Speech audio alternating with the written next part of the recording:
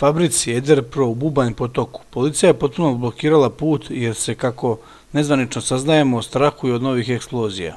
Prema nezvaničnim informacijama strahuje se da je u eksploziji raketnog goriva koja se dogodila oko 14 sati poginulo više osoba. Prema do sada poznatim informacijama poginule su 2 osobe, međutim više ljudi se trenutno vodi kao nestalo. Hitna pomoć konstantno pristiže u ovu fabriku i odlazi pod rotacijom i prevozi povređene u bolnicu. Prema do sada objavljenim informacijama povređeno je 15 osoba.